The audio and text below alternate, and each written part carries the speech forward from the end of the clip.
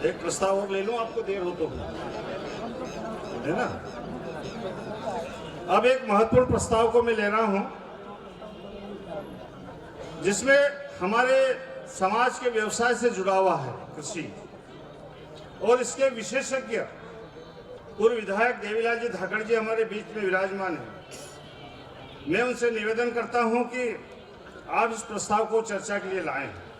आदरणीय देवीलाल जी धाकड़, पूर्व विधायक भानपुर।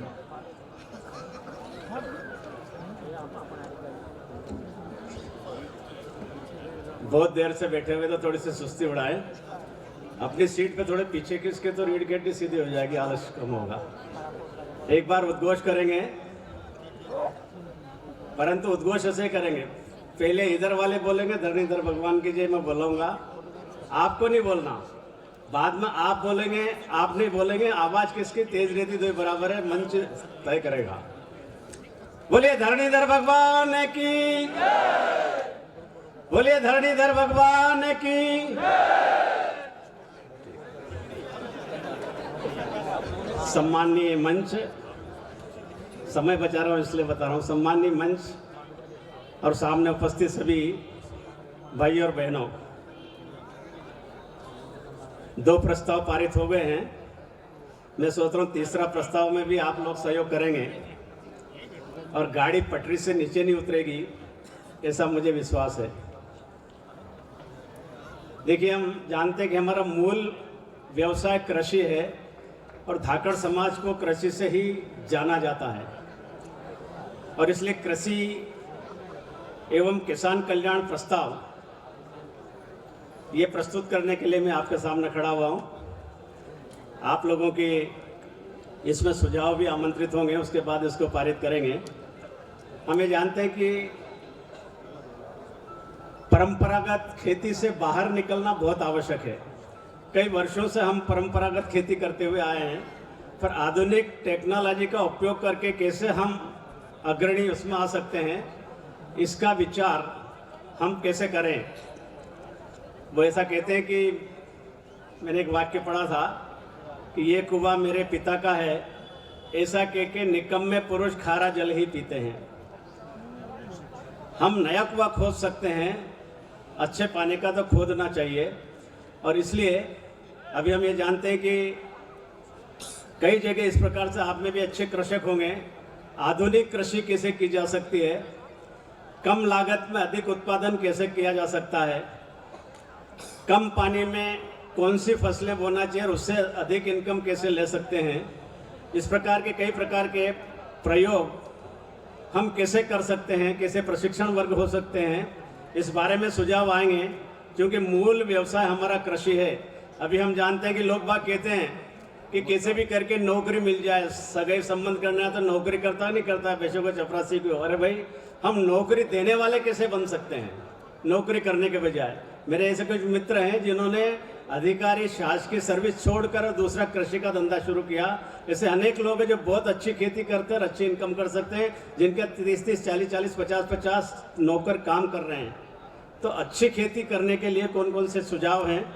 किसानों को आधुनिक तकनीकों की जानकारी लेने के लिए निःशुल्क प्रशिक्षण शिविर हम आयोजित कर सकते हैं। कि कृषि वैज्ञानिक हैं, जिला स्तर पर या तहसील स्तर पर ऐसे कृषि वैज्ञानिकों को बुलाकर हम प्रशिक्षण शिविर आयोजित करें। जो अच्छे किसान हैं, प्रशिक्षण यदि करेंगे तो निश्चित रूप से वो अच्छी खेती कैसे कर सकते हैं उनको ध्यान में आएगा। फिर अभी जैविक कृषि, हम ये जानते हैं कि कीटनाशक के कारण एवरेज उम्र कम हो रही है, और अभी जैविक कृषि की तरफ सरकार का भी ध्यान है।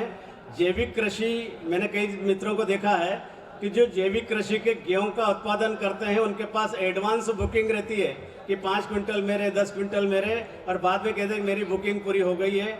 उनका गेहूं एडवांस बुकिंग रहती है, क्योंकि स्वयं के खाने के लिए जैविक कृषि के और गेहूं मिल जाए हमको, जैविक सब्जियां, जैविक कृषि की सब्जियां, जिसके कारण और किसी प्रकार का और बीमारी ना हो, उनका भाव बाकी अन्य कृषियों से अधिक हो सकता है। तो सब्जियों का व्यवसाय कैसे हम अच्छा कर सकते हैं, इस दृष्टि से भी हम विचार करेंगे। तो जैविक कृषि में प्रोत्साहन और जैविक कृषि के कई प्रकार के प्रशिक्षण करके हम कई अच्छी जगह और कई लोग जो कर रहे हैं तो उनको देखने जाने के लिए भी प्रेरणा देना चाहिए कि इस प्रकार के लोगों किसानों को। किसान उत्पादक संगठन पीएफओ एफपीओ उसको मजबूती देने हेतु सामूहिक कृषि मॉडल उसको अपनाया जाना चाहिए। फिर जो बीज है हमारा बीज, कृषि के बीज, वो सस्ती दरों पर और अच्छे प्रामाणिक बीज, खाद और कृषि उपकरण उपलब्ध कराने के लिए समाज स्त्री सहायता कोष, जैसे अभी पूर्व वक्ताओं ने कहा कि भाई समाज के लिए इस प्रकार का कोष इकट्ठा हो सकता है कि जिसके कारण ऐसे लोगों को जिनको आवश्यकता है उनको हम सहयोग कर सकते हैं, वो वापस रिटर्न करेंगे। इस प्रकार की व्यवस्था हम जिला स्तर पर बना सकते हैं क्या समाज की दृष्टि से।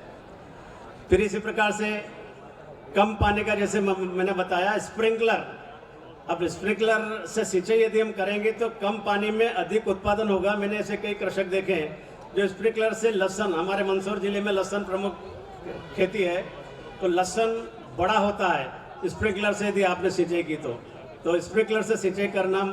माइक्रो इरिगेशन में कई प्रकार की सरकार ने सुविधाएं वगैरह दी है, ड्रिप सिस्टम के माध्यम से संतरे का बगीचे वगैरह होता है, ड्रिप सिस्टम के माध्यम से शासन की योजनाओं का अधिकतम लाभ किसानों को हम दिला सकते हैं। तो समाज के लोगों को प्रोत्साहन देंगे तो निश्चित रूप से, और खेती की दृष्टि से हमारे सभी बंधु और निश्चित रूप से प्रगति करेंगे, ऐसा मेरा विश्वास है। मैं सोचता हूँ कि समय बहुत अधिक हो गया, इसलिए अधिक ने बोलते हुए, चूँकि हमारा मुख्य व्यवसाय कृषि है, ऐसे अनेक लोग, युवा लोग हैं जो कृषि की दृष्टि से और आधुनिक टेक्नोलॉजी का उपयोग कर सकते हैं। कई प्रशिक्षण में उनको कैसे भेजना है, इसकी योजना हम कैसे बना सकते हैं, इस दृष्टि से आप सुझाव देंगे तो बहुत उचित होगा। बहुत बहुत धन्यवाद। बहुत सुंदर जानकारी माननीय देवीलाल जी भाई साहब ने दी है, और जो विषय बताया उसी विषय पर ही आप बोले, इसके लिए धन्यवाद आपको।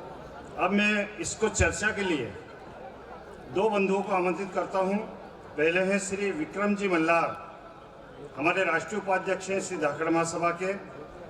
आप उनसे निवेदन है कृपया पधारें और इस चर्चा को आगे बढ़ाएं।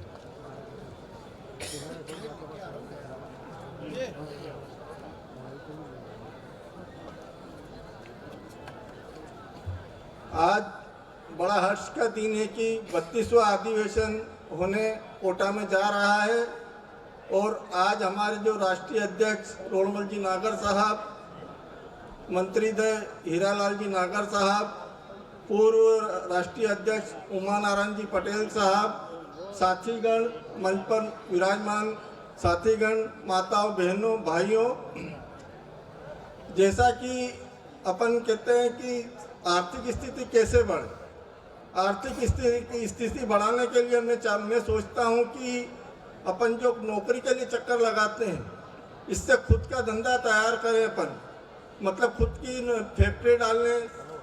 आजकल सरकार ने कई सुविधा दे रखी है, तो उसके लिए अपने को एक तो नौकरी के चक्कर नहीं लगाते, नौकरी देने की प्रयास करें। दूसरा सवाल, जैसा कि अपन शैक्षणिक क्षेत्र में अपन सोचते हैं, तो मैं सोचता हूं कि महासभा जो है एक ऐसी कार्य समिति तैयार करे 5-50 लोगों की, जो हर क्षेत्र, जैसे कस्बा हो, कोटा हो, इंदौर हो, छोटे कस्बे हो, वहाँ पर छात्रावास की व्यवस्था समाज द्वारा की जाए, तो वहाँ पे भी जो है बच्चे बच्चियाँ शिक्षा ग्रहण करेगी। और दूसरा रहा सवाल इसका अपने कार्यकारिणी का, तो मैं सोचता हूँ कि अपनी कार्यकारिणी के लिए अपने को 3 साल से 5 साल का समय दिया जाए, और अगर कार्य अच्छा करते हैं अध्यक्ष महोदय और बाकी लोग टीम सब, तो बाद में रिपीट किया जाए। दूसरा सवाल यह है कि जो अपन कुरूतियों के लिए भी विचार करते हैं, तो उस पर भी अमल नहीं हो रहा है। जैसे नुक्ता प्रथा, कपड़ा प्रथा, अन्य क्षेत्र में अलग अलग प्रथाएं, इसमें भी कार्यकारिणी के सदस्य घूम के तैयारी करें कि ये चीज़ें बंद होना चाहिए, ताकि समाज का फायदा हो। जय हिंद, धन्यवाद। धन्यवाद मल्लार जी, कृषि पर आपने चर्चा को आगे बढ़ाया। मैं भी, जैसे देवीलाल जी ने कहा, जैविक कृषि पर मैं लगभग 30 वर्षों से जैविक खेती करता हूँ। मेरे खेती पर देश भर से लोग देखने आते हैं। जल संरक्षण पर भी मैंने बड़ा काम किया है, और समाज उत्थान के लिए मैंने एक युवाओं को प्रेरणा देने के लिए, मेरे बेटे की शादी थी 10 साल पहले, शादी के खर्चे में कटौती करके एक छोटी नदी बह के जाती, उस पर डैम बनाया। उस डैम का लोकार्पण आशीर्वाद समारोह के दिन किया। राष्ट्रीय अध्यक्ष जी वहाँ पर उमानारायण जी भाई साहब आए थे, पूरे देश भर की हमारी टीम थी, और लोगों ने कहा कि भैया हम शादी करेंगे उधर खर्चा करें। तो हमने कहा कि जो बजट आपका आता है उसमें कटौती करके, तो मैंने कटौती कहा कि बैंड नहीं बजाए, डीजे नहीं बजाए, बारात के फटाके नहीं छोड़े, भोजन के मेनू कम किए, इन सब को हटा करके हमने डैम बनाया, जिससे आज 4 किलोमीटर रेंज में वाटर लेवल पानी बढ़ गया है। तो ऐसे हम समाज के लिए खेती में काम कर सकते हैं। अब मैं अंतिम इस पर चर्चा के लिए वक्ता को बुला रहा हूं, श्री अशोक जी पटेल, जो राष्ट्रीय उपाध्यक्ष हैं हमारे श्री धाकड़ महासभा के। अशोक जी भाई साहब पधारें, उस चर्चा को आगे बढ़ाएं।